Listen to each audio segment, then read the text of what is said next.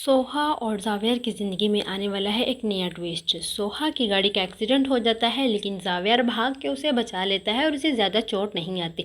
बस सर पे हल्की सी चोट आती है और उसे हॉस्पिटल लेके जाया जाता है और हॉस्पिटल में उसकी मरहम पट्टी हो जाती है। लेकिन हॉस्पिटल में पुलिस आके उसे पूछती है तो ज़रका उसे कह देती है कि ये सोहा को मारने की कोशिश की गई है। ज़किया समझाती है कि अब ज़रका बस कर दे, सोहा की शादीशुदा ज़िंदगी में दखल अंदाजी ना दे, बाज आ जा। जावियर सोहा से कहता है कि जब पुलिस मेरे बारे में पूछ रही थी तो तुम मेरा नाम ले सकती थी, तुमने मुझे क्यों ना जेल भिजवाया। तो सोहा कहती है तुमने जो किया है ना उसकी सज़ा इतनी कम नहीं हो सकती।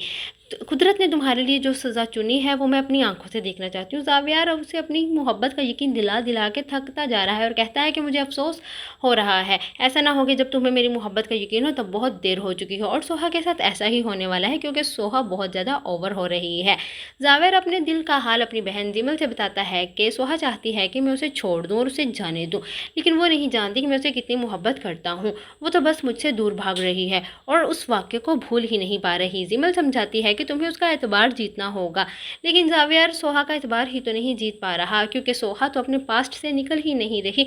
वो जावियर को दिल से कबूल ही नहीं कर रही। जावियर ने तो अपना दिलो जान उसके कदमों में रख दिया है, लेकिन सोहा का तो एटीट्यूड ही कम नहीं हो रहा। वो तो बस ये समझ रही है कि इसने उमर को मोहरा बना के मुझे अपनाया है। सोहा सो रही होती है, तभी जावियर जायनमाज़ पे बैठ के उसके लिए दुआएं मांग रहा होता है, लेकिन सोहा के दिल पे इस सब का कोई असर नहीं होता और ना ही होने वाला है क्योंकि वो इस सब से निकल ही नहीं रही। जिमल उसे समझाती है कि अब बस कर दो और भाई को अपना लो, लेकिन सोहा तो बस ये कहती है कि उसने उमर को मोहरा बना के मुझे अपनाया है, ये बात मैं कभी नहीं भूल सकती और ना ही मैं किसी को भूलने दूंगी। सोहा का अब अल्लाह ही हाफिज़ है।